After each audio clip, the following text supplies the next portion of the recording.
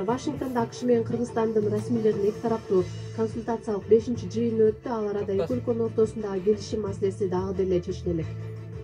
Niye geçip atkan meselelerini bilmedim, annem soru verip koymak gerek. Yok, sürüşürüz gerek, yeter однозначно. Кыргыз тарап өзү созуп атат деп ойлоп атам да менчи. Бирок ал келишим бизге керек.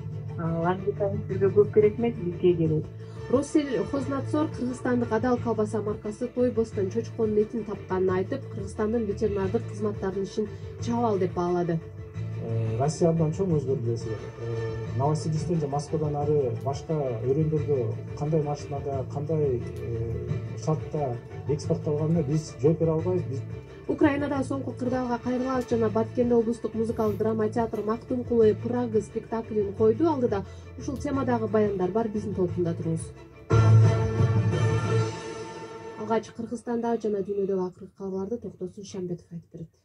Рахмат, саламатсыздарбы? Уурдалып өлтүрүлгөн Айзада Канатбекованын апасынын адвокаты Нурбек Токтакунов Бишкек шаардык ички иштер башкармалыгынын мурунку жетекчиси Бакыт Матмусаевка шалаакылык беренеси менен айыбы угузулганын Азаттыкка кабарлады.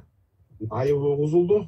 Тергөөчү менен айыбы калат эмес. Экинчи часть менен билими менен. Анан азыр прокуратура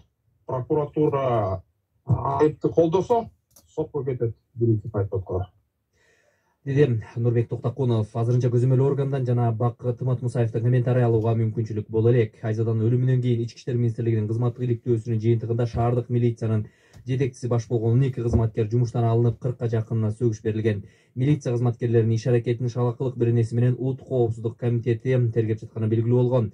Кызматтан алынган Бишкек шаардык милициясынын ошол кездеги башчысы Бакыт Матмусаев кийин Ички иштер министри Улан Ниязбековго кеңешчи болгону айтылган. 2021-жылы 5-апрелде Бишкекте Айзаданы бир нече адам күчтөп машинеге салып кеткен. 2 күндөн кийин кыздын жана аны уурдаган Замирбек Теңизбаевдин сөөгү Бишкектин четиндеги Арашан жана Чокморов айылдарына жакын жердеги талаада автоунаадан табылган.